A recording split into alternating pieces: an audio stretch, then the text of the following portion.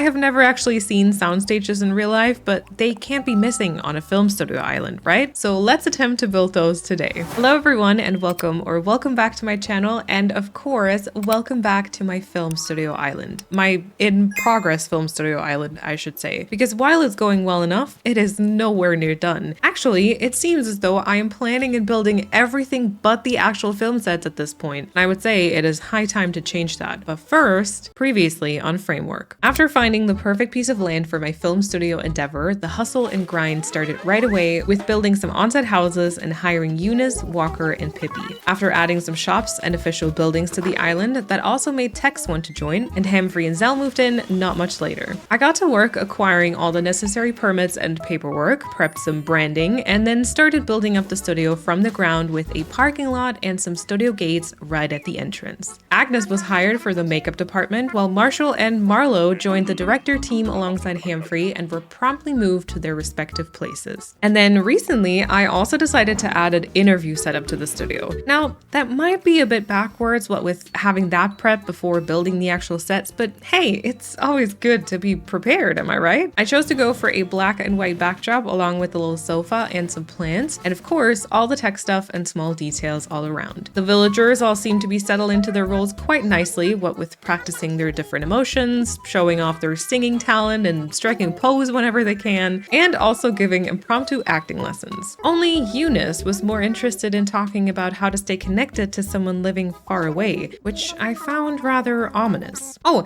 I also did so much online shopping that Nook finally caved and got me an app just so that I would basically stop interrupting their nap time. Thanks for that, Nook. And having finally acquired the license to change houses, I put it to good use right away to transfer Marshall's, Marlo's, and Humphrey's house for the sound stages, which will be important for today's renovations. And now, without further ado, me and my ball hands are ready, so let's get to work. As usual, I kind of have a frame to focus on and work with. I know that I want most of this to be stone flooring, and then to connect the houses, sound stages, with some simple panels and wide display stands to make them appear more unified. The first step, putting down the stone flooring. I'll try the same ones that I have over by the interview panels, and I will lay them all horizontally for now because I can always swap out some stray pieces later on. With that done, it's definitely time to figure out the building structures first and then to go back in for more soundstage details later. I went ahead and I gathered some different items for my storage and then also put my newly acquired shopping app to good use right away because I would definitely need many more of these items. So Marlo and Humphrey would have a joint and bigger soundstage in the back, so I unified the two houses in the middle with some simple panels, and then also quickly decided that it would make sense to give these buildings a bit more height with some extra display stands on a higher tier. Okay, you can still see sky towards the left of the house though, so I quickly added even more display stands to get rid of it, and even though they're in the wrong color right now, I quite like that. Okay, and then for orientation purposes, we need to let people know what types of buildings these are, right? So I got to work on some stage signs. Now, I will polish this later, but it's good enough to work with for now. How about one of those signs a little higher up and one right here in front of the house? The sign behind the house shows up a little bit too much, so maybe this could be tweaked, like with the shorter simple panels, and maybe I could also add this on-air sign. All right, that's still not ideal. Okay, new try. The simple panel with the small plain one right in front. I don't love how the small panel looks in combination with the ones in front of the house though. On a positive note, I definitely like this utility pole on the left. Okay, this option with the little file cabinet in front of the simple panel is a little better, but still does not seem perfect. The wooden bookshelf honestly has a decent height, but the color is way off, so the search continues. Back to the simple panel idea, and let's try the short one again at the top, but this time in a bit of a different lineup. Like, I really like this outdoor air conditioner unit thing, by the way. All right, here we go, I think. Outdoor air conditioner unit thing. Short simple panel, and simple panel. Oh, and I will also lay some of that stone path down on top of this cliff because then the fake building vibe is just a bit stronger as well. My villagers yet again seem to not be interested at all, by the way. Although we are still hiring, and to be fair, you know, they might be occupied with some like pre-production work, I guess. Now, I'd also considered some of the construction scaffolding for just behind the house, but either that doesn't show up at all, or it just seems way too much, honestly. So I'll get rid of that idea again. Maybe I can more work this in towards the right-hand side, alongside the house with another display stand. And then how about I will plant a tree right here at this corner? I feel like that might work. And of course, I will add some studio lights right here. These will definitely be a staple. Oh, I think Marlo may have heard me, but he does not seem amused. He basically just turned around and left again. Anyway, maybe I can also add a bike, so you can get to the other sets quickly. And of course, my newly found obsession with this island, effects racks. And I'm still trying to include that on-air sign from earlier. Oh, wait, I think I like it with this iron frame. And then remember the sign that I was trying so hard to work into the parking lot? Seems like I can finally use it here and include more branding that way. 2 birds, 1 stone. Next up, let me go pick up the display stands that I ordered and swap those with the placeholder ones. There we go. Oh, and actually speaking of orders just now, it was time to make a big one. While I appreciate the new app, the 5 items a day limit is honestly just rude. And so with the items picked up, this was also the day that I interviewed Flurry for the first time, who applied for the position of food stylist. Great first impression, although I expected nothing less from her. After this interview, I made sure to get out of the rain as fast as I could so that I would be able to implement some of the new items. The sign in the back gets swapped with the branded one, while the one in the front will be the stage sign. Nice. Now, of course, I'll go back and add more details, but I can't forget about this other soundstage here, which also deserves its own sign, right? Maybe somewhat like this for now. Again, they will be adjusted later, so they also actually match up. So this stage, aka stage 1, I don't want to be quite as big as stage 2, but I would still like to work on it a bit and at least cover like that grassy border around the house. And I also have to say I don't really love the purple curtains that Marshall picked out, but we'll just leave him the illusion of free will and just cover it up. Plus, I mean, I did make a sign and I can't let that go to waste. Marshall seems to either not care or he's just already fed up with me. I will let you decide. Now, let me see what items I can work with here. I'll get started with some of the go-tos like simple panels, white display stands, and I might want to try the wooden bookshelves again. Simple panel on the left is a great fit, I think, but in this case, I don't really love it on the right. And weirdly enough, the wooden bookshelves haven't changed color since I tried using it last and still don't match. Huh. Oh, now another branded flag is cute here, but doesn't really hide the grass, does it? But you know what item I think might be really cool? This parabolic antenna, and maybe a little higher up. That looks almost like this reference picture right here. Okay, very much yes. Now I just have to make it look like it's part of the structure. The wide display stand would be quite tall, but the simple panels could work as long as they are all the same color and I do something about the grass, of course. And another idea, what if I add some more cliff so that I can pull the antenna a bit further to the back and then add some fencing in front. All right, not bad, but I think maybe that's covering a little bit too much. But let me try to go all in on the simple panel idea. I'll add the stone floor on top of the cliff, put the antenna back down, and swap the black simple panels with white ones instead. All right, yes, it's definitely still a bit too plain, and no, you might have seen this one coming. There's a bit too much sky. Okay, well, how about I add the fence idea from earlier to the back? In this case, it could even go behind the house and therefore be a bit of a nicer transition. I think that's honestly decent. And maybe I'll even continue it on the side as well. Ooh, yes. That's the sky coverage that I like to see. Now, obviously, it is still not done. I still need some more variety and also height, but I have ideas on how to achieve that. First option, I will switch to the wide display stands towards the side. That makes the cliff kind of visible through the window though. Second option, a construction scaffolding. Oh, can we talk about this? Okay, but if I pull it just a tad to the front and then use the space to add another simple panel behind, maybe? I think this I could go with. All right, time to fully commit. I will lay the rest of the stone path on the left as well, which still leaves a bit of room for some trees. Then I'll adjust the cliff in the back and remove anything that isn't needed. And I will also include the stage sign as well. Maybe just here, closest to the house. Very nice. I will definitely still have to add some more details to distract from the simple panels though. Oh, and the grass is still visible as well. Ugh. Let me start with a table in front of the sign. Oh, or what about a car? Doesn't really work. Okay, back to the table it is. Maybe if I just add something else on top. Mandatory studio light and maybe some trash. Oh, look, I think Walker might be preparing for a role I've never seen him work out before. Now, magazines would totally fix the sign issue there, right? And I love these office materials too, but I think I'll have to probably get it in a bit of a different color because the brown just seems to stand out a bit too much. All right, I have a plan. Let's turn the trash bags into the white ones. And then what do we think about the script design on the magazines? Actually, coming to think of it, maybe even a design that says confidential on the cover.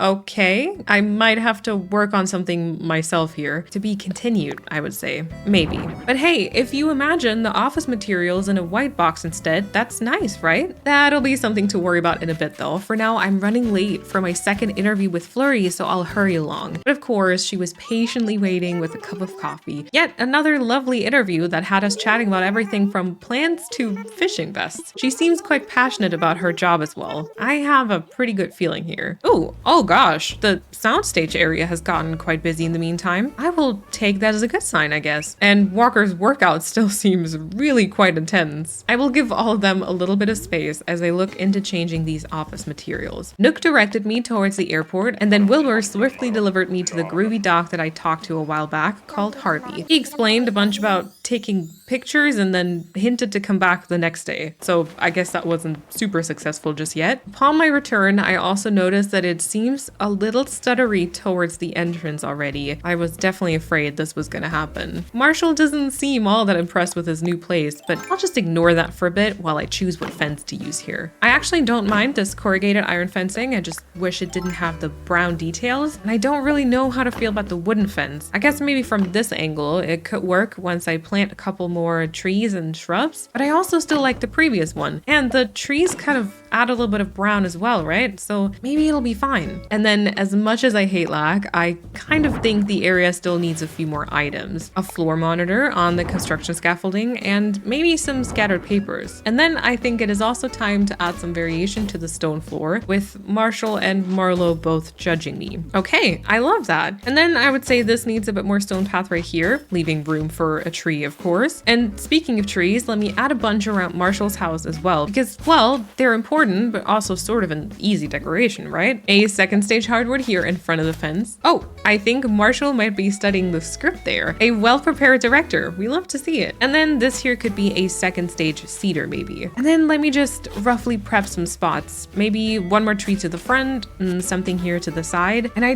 definitely want something close to the scaffolding. And then maybe a bit further back as well. And after adding some saplings to these spots, it is time to get them grown. The next day, I found a letter in the mail from Harvey, who instructed me to come back to his place because there's something he wants to show me. Sounds a little ominous, but of course I'll do it. But first, a quick checkup on the trees. And good news, they seem to have all grown. Oh, and in the meantime, I've also had the chance to revisit the stage signs, so they look a bit more decent now. On my way across the island, I spotted Marshall, Marlo, and Walker running in the plaza. Now that's a group I didn't really expect, to be honest, but I'm glad that we're establishing a good work environment. And with that, let me finally pay a visit to Harvey. Now, I have no idea where I possibly got this impression, but I do think I'll probably have to jump through a couple more hoops before I can change the color of a cardboard box.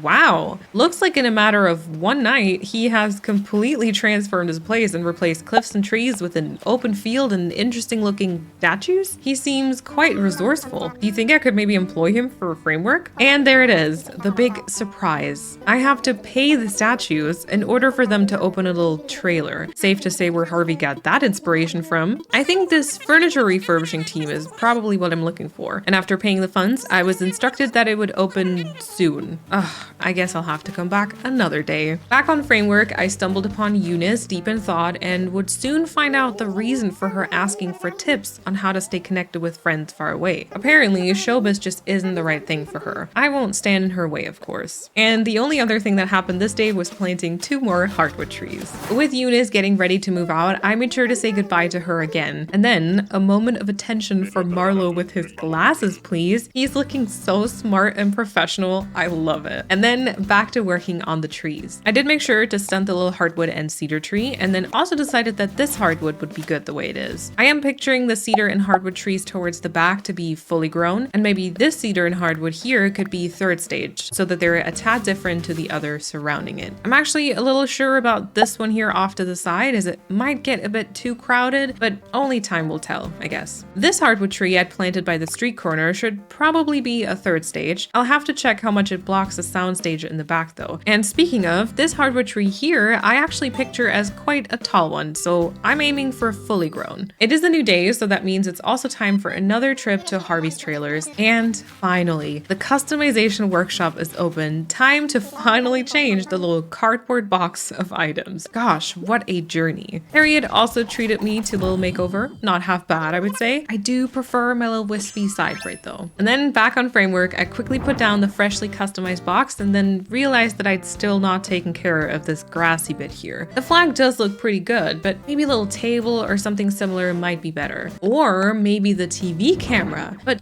I mean, why would that be placed outside when these are sound stages, you know? Maybe the steel trash can and another effects rack? I know that I should stop adding more and more items to this part, but I cannot stop. Oh wait, I think I like this. The effects rack with the camera. And then also maybe this pro tape recorder, which means that I could even play some music or the vibes, you know? Now, time to think a bit further ahead and do some more planning. Currently, this road here coming from the parking lot doesn't really lead anywhere, but I would like it to, of course. So maybe it could go up past the sound stages. First step, making some infrastructure adjustments by removing some of this water here. And then maybe this is where the road could go upwards. Let me do a little map test first to check out the spacing. And I think that is pretty good. And then I would say it has to lead up and past the sound stages and then behind them for a bit so that I can still use all the available space to its full potential. And then this road could maybe lead to our first big set soon. Oh, also wait, this display stand was meant to be white, right? And while I'm working on this part, let me also move the shop out of the way. That'll do, I think. Okay, and then I can't lie to you, Tex was starting to frustrate me here. I don't know if he was like practicing for a role maybe, because apparently you cannot trust anyone on this island anymore, but suddenly he pretended as if this was the first time he talked to me. This definitely isn't because I ignored him ever since meeting him at the campsite and only struck up a conversation when his house needed to be moved.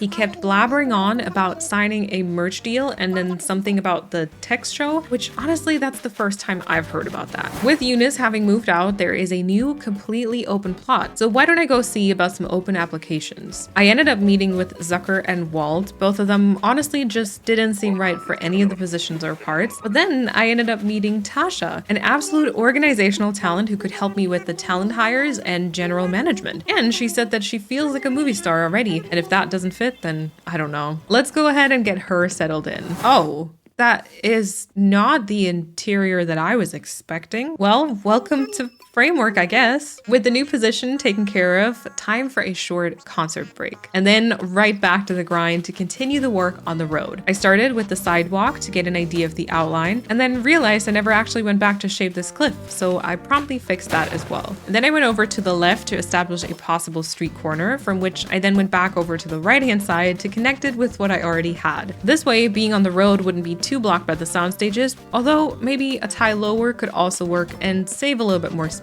And then maybe over to the side it would be enough space for some food trucks or maybe trailers for the set that I would like to build. This might even be a good area for a bridge across a river. It would only need a couple of small adjustments. Now, full disclosure, I am not sure that this will stay or how this river will be tied into the island, so we'll just call this a for now plan. But anyway, I also made sure to lay down the sidewalk here and then connected this all the way back to the original road as well. Next step was to lay the groundwork, aka the in-game pathing, so that this would also be reflected on the map, and you already know which step is coming up next, adding the street code. With the road then completely placed down, I did also want to go back in and add some of those lines in the middle as well, sort of like that. And here goes some fencing for the bridge. And now let's tie everything together. I'll adjust the stones here by the sound soundstage and plant another cedar tree and stunt this hardwood tree. And then I also decided that I wanted a couple more trees in this little open space here as well, so I ended up planting just a few more. Ooh, we're starting this day with terrible weather. Let's hope that none of the equipment will break. Although, considering this is an island filled with talking animals, we might just be fine. And the trees seem to all be prospering in the rain. Oh, and speaking of talking animals, with Tasha all moved in, oh, that does not look healthy. We also decided to invite Flurry back for her final interview. She expressed her desire to be part of the team, and after asking around, we found out that Pippi has been missing Eunice too much and would also like to pursue a less stressful life. All right, bye-bye Pippi. It was lovely to have you on the island, and see you soon, Flurry. And then I will use this beautiful weather to plant just a few more trees behind this interview section so the rain can do its job in watering them, I guess. And then let's get out of the rain. Okay, I quite like the cedar and hardwood to be a bit smaller, so I'll go stunt those and let the others around them grow a bit more. And then I think it is about time I declutter my pockets a bit, prep some crops that I can use as fillers over here by resident services. Can I also just say I really like the sky today? I know, me liking sky is unheard of. I can't even really enjoy it though, because after picking up an order of wheat fields, it is time to keep growing all the trees. Zell can once again be found honing his dance skills by the river, very dedicated I must say. And then I watered the crops and said hello to Flurry, who finally joined production. Now, sadly, this cedar tree right here seems to have stopped growing, so I'll move it out of the way to give it its space and then replant it later. This hardwood I will swap with a fully grown cedar instead, and then I will also swap out this hardwood and cedar tree so that the two small cedar trees aren't next to each other. And then I think I will do the same to the ones next to it. Okay, let's take a look. I put the cedar tree back in its place, and a couple of days later also swapped this hardwood for a fully grown tree. And then with everything having grown to its desired size, let me go to an appropriate date, stock up on some flowers and items, and start filling in the gaps. I'll get started with another utility pole right by the entrance, and then let me fill this little gap here with another flag. Never enough logos, right? And I guess I could also include some more lamps along the way.